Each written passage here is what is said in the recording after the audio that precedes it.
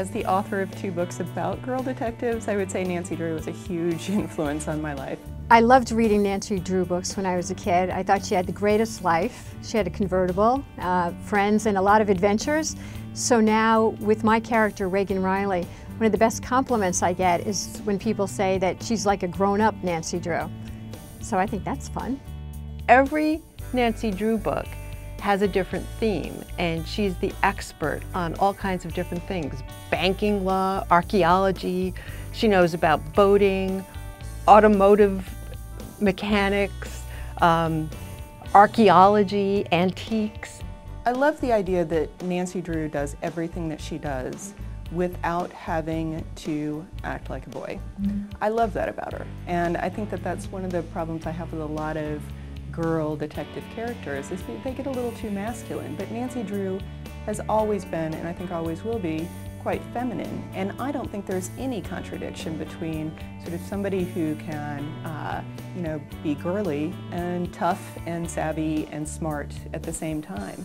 And I think that that's the best message to send to girls, is that you can be who you are and be, you know, the fantastic character at the same time. When I was a kid, I did read the Nancy Drew books. I remember picking up The Secret of the Old Clock while I was at summer camp. Someone had left it in the camp library. They're the kind of series where you just pick up the first one and then you just plow through everything that's available. When she first appeared, there weren't that many girls who were the center of an action-adventure, so that was very revolutionary. I think there are a lot more now, and a lot of them really are the descendants of Nancy Drew, but I still think that you can go to the source and find just find that newness of adventure from long ago.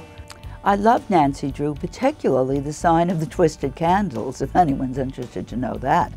But I went from Nancy Drew to Agatha Christie to Mignon Eberhardt to Josephine Tey to on and on we go. And I loved mysteries. They were my favorite kind of reading. I read every Nancy Drew book growing up. I loved her. In fact, I still remember the moment when I discovered my first one.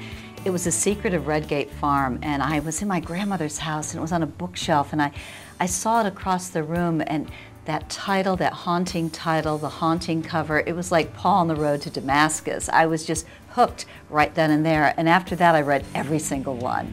She was a role model for so many women, baby boomer women, who we didn't have role models then. And she was feisty and smart and just absolutely fearless.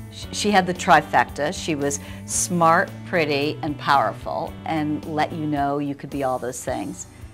The other thing I think is really interesting that I hadn't really thought about till now is that the books not only presented this girl that was so different and so contemporary, but they presented a world that accepted that girl, that didn't question that girl.